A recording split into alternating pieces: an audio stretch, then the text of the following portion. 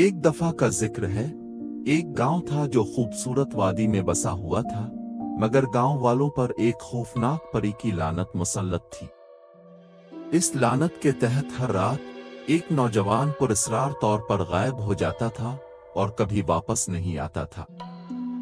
गांव वाले इस लानत से बहुत डरते थे और रात होने से पहले घरों में छुप जाते थे। एक दिन एक बहादुर लड़की नादिया ने फैसला किया कि वो इस परी का सामना करेगी और गांव को इस लानत से बचाएगी। नादिया को बचपन से ही अजीब ख्वाब आते थे, जिनमें इसे एक खौफनाक आवाज सुनाई देती थी। आओ मेरी हकीकत को देखो, वरना तुम भी उन लोगों की तरह खत्म हो जाओगे।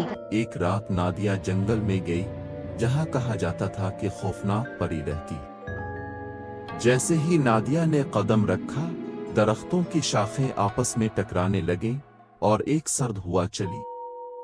अचानक जंगल के दरमियान से एक अजीब सी रोशनी चमकी और नादिया के सामने वो खौफनाक परी नमूदार हुई। इसकी आंखें सुर्ख थीं और चेहरा जख्मों से भरा हुआ था। परी ने गुस्से से कहा, तुम यहाँ क्यों आई हो? क्या तुम भी अपनी जान से हाथ धोना चाहती हो? नादिया ने दलेराना अंदाज में कहा, मैं तुम्हारी लानत का खात्मा करने आई हूँ। बताओ, तुम्हें ये जुल्म क्यों करना पड़ रहा है?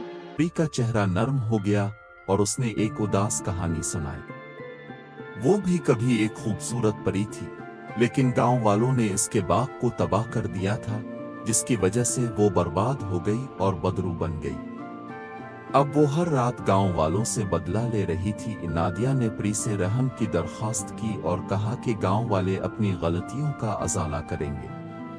परी ने शर्त रखी कि अगर गांव वाले इसके बाग को दोबारा आबाद करेंगे तो वो उन्हें माफ कर देगी। नादिया ने वादा किया और वापस गांव आई। गांव वालों ने नादिया की बात सुनी और परी के बाग को दोबारा जिंदा किया।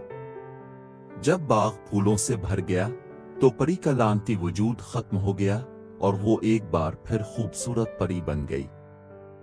गांव पर से लानत हट गई और नादिया की बहादुरी हमेशा के लिए याद रखी गई।